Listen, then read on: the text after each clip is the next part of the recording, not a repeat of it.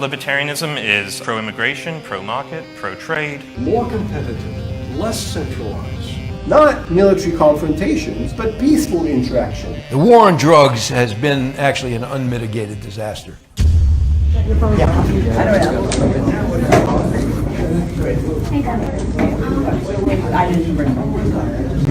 Hi everybody.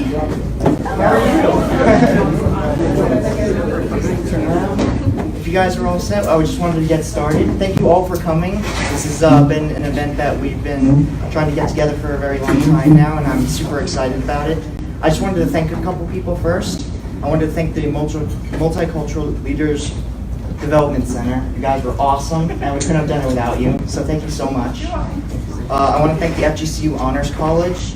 I want to thank the Muslim Student Alliance, and I also want to thank Alex Pilkington, who will be leaving us very shortly. He's been a great asset to Eagles for Liberty, and I just wanted to say thank you for the past couple of years. You've been great. Hope you have fun in DC. So I just want to introduce Dr. Victor Claar. He's an economics professor here at FGCU, and he's the author of Economics in Christian Perspective. So here's Dr. Claar. Thanks, Dominick. Sure. Well, good evening. Thank you all for coming. It's my great honor and delight to introduce to you my friend, Mustafa Akyol. And the thing about really great people is they've done a lot, so their bios are not a short paragraph. So let me tell you a few of the things that Mustafa has accomplished. Mustafa is a senior fellow at the Cato Institute Center for Global Liberty and Prosperity, where he focuses on the intersection of public policy, Islam, and modernity. A Turkish journalist and author, he is a regular contributing opinion writer for the New York Times, and has been a regular opinion columnist for Turkish publications like Hurriyet Daily News. He's the author of Islam Without Extremes, a Muslim Case for Liberty, praised by the Financial Times as, quote, a forthright and elegant Muslim defense of freedom. The book was longlisted for the 2012 Lionel Gelber Prize and has been published in the Turkish, Indonesian, and Malay languages. However, the book was subsequently banned in Malaysia in 2017 after Akyol's short arrest by the religious police, merely because he delivered a public lecture defending religious freedom. He's also the author of The Islamic Jesus, How the King of the Jews Became a Prophet of the Muslims, and of 6 books in the Turkish language, including Rethinking the Kurdish Question. Over the past 2 decades, his articles have appeared in a wide range of other publications like The Washington Post, The Wall Street Journal, The Atlantic, Foreign Affairs, Foreign Policy, Newsweek, First Things, The Financial Times, The London Times, and The Guardian. He has appeared frequently on CNN, the BBC, NPR, and on prominent TV shows such as Fareed Zakaria GPS. His TED Talk on faith versus tradition in Islam has been watched by more than 1 million viewers. Before joining the Cato Institute, Akyol was a senior visiting fellow at Wellesley College. Ladies and gentlemen, please join me in welcoming Mustafa Akyol.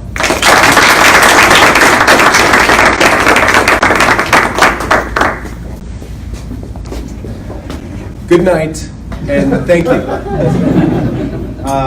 Thank you, Victor, for this very generous introduction. Thanks, Dominick, for introducing Victor and also actually introducing this whole thing, the idea of me coming to the university. And thanks to Florida Gulf Coast University for hosting us here. And the students, or Eagles for Liberty and the Muslim Student Association and the Multicultural Leadership Center. Yes, exactly. Thanks, all of you. And thanks to you for being here tonight instead of enjoying a lovely Florida evening. You know, like it's amazing. It's great to be in Florida. I understand why people come to Florida in the winter. Now I get it. So thanks for being here. Now I will speak about the problems in the Muslim world today in terms of freedom and tolerance and some of the more promising perspectives that we have. But I want to begin with a personal story. I'm Turkish. I'm living in the U.S. now, but I grew up and lived in Turkey my whole whole adult life.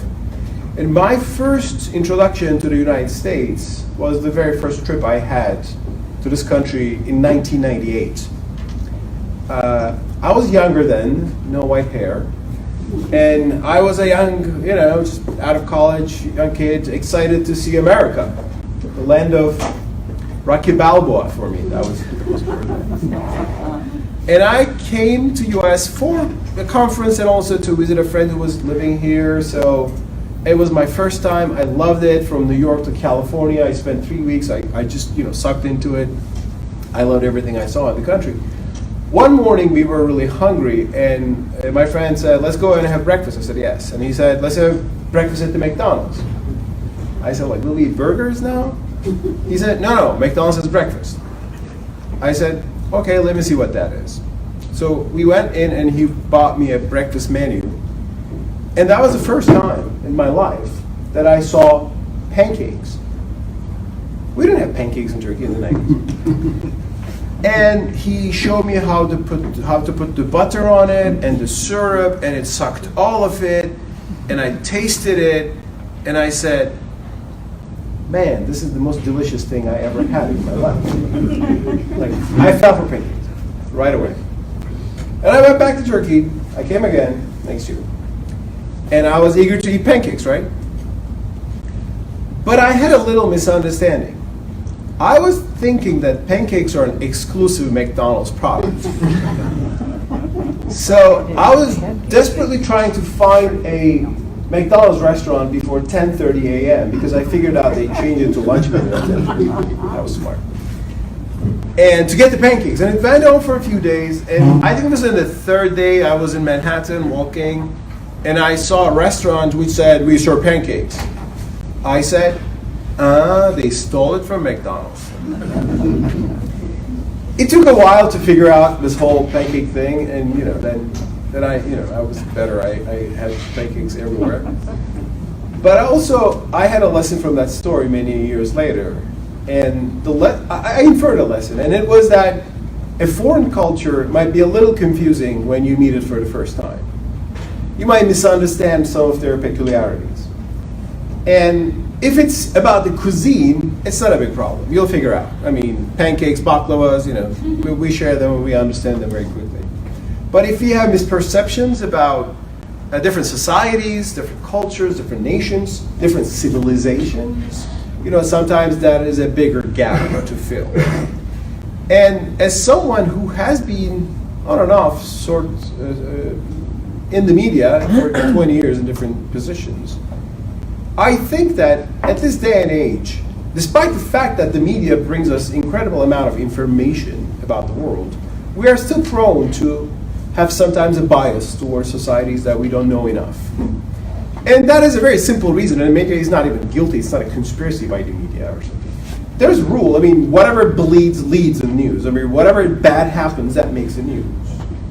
That is why, when you go and open your evening news, you hear all the terrible things that has happened in the world that day.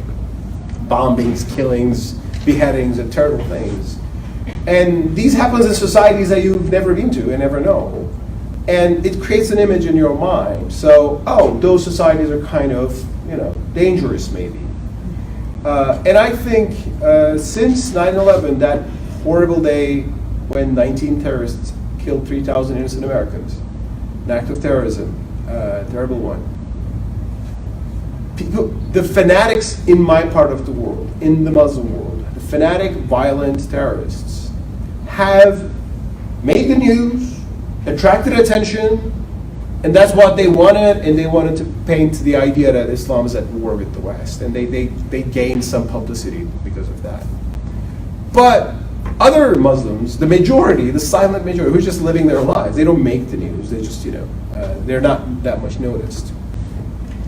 But let me tell you, this dynamic is working on both sides.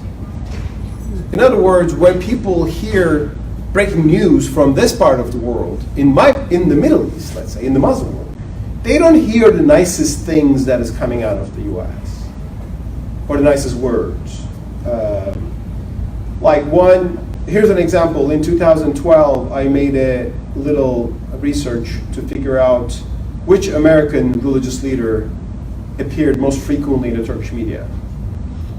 The research, I'll be honest, it was simple. It was a Google search that took 5 seconds. I just typed the word pastor in Turkish.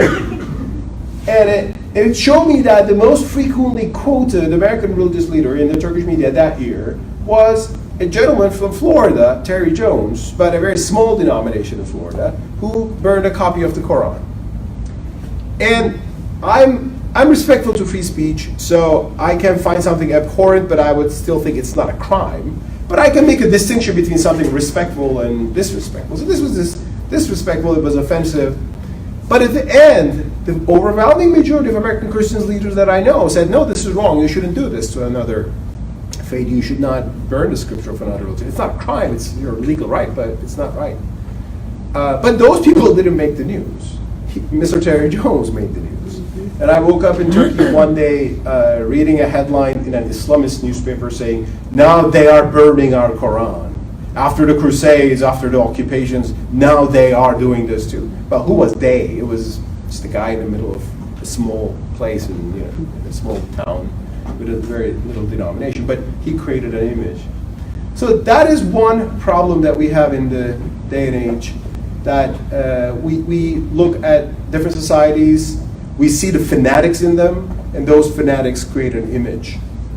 And we should be careful not to fall into that trap. And I'm saying this to my Western friends, I'm saying this to my Eastern friends when I speak to Muslim audiences. I'm saying you should not understand the West through the lens of the most disturbing things you might find in Western history or current affairs, and I'm saying the same thing. But besides that, I'll be honest that we Muslims have huge problems today. Probably more problems than what you have in the world of Christianity or Judaism or other places. And Christians had huge problems too at some point. I mean, there was a time that there were some Christians who thought it's good for, burning heretics at the stake, because they're heresy and you should punish. I mean, that era is gone. That was centuries ago. Luckily, it was sorted out by thinkers who thought, no, you shouldn't do that, tolerance and enlightenment ideas and rethinking of religious tradition and so on. That changed. But in Islam, we have that kind of people today. They are the ones who make the news, they are the ones who do terrible things. They are the ones who do terrible things sometimes to non-Muslims, but also fellow Muslims who disagree with them as well. So we have this particular problem. What is the exact problem, and how can we go forward in the Muslim world? What we Muslims are discussing with today. So I'll try to make a sense of this a little bit. Let me begin with this. What kind of a religion is Islam? I mean, we have Muslims, I don't need to explain to them, but for the non-Muslims here, how we can make, what is the basic message of this religion? In a nutshell, Islam was born in 7th century Arabia, in the city of Mecca, as a call for monotheism in the face of a polytheistic, pagan, idolatrous society. Before Islam, Arabs worshipped idols, hundreds of them, war god, love god, agriculture god, all sorts of things. It was a polytheistic society. And the basic message of Islam, shared by Prophet Muhammad, peace be upon him, was there's one God and no other God. And who was that one God? The God of Abraham. The Quran makes it very clear that the Quran is the continuation of the same monotheistic teaching that came to humanity via Abraham, via Moses, via Jesus. It respects former traditions, calls them people of the book, and says, here's a new version of monotheism. And so that was the basic thing. And that's why so many fundamental things in Islam are very Abrahamic.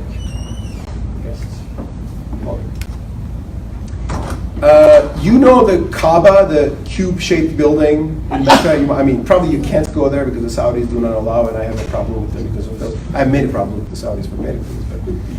But that cube-shaped building is there, and Muslims turn around, that's the most sacred object, that's the most sacred shrine. Because why? Well, it was built by Abraham and Ishmael. It's what we believe. It's written in the Quran. So it's an Abrahamic place. When Muslims go there, they go between the two little hills because it was Abraham's wife Hagar run between those and looking for water for the baby Ishmael. So it's very Abrahamic.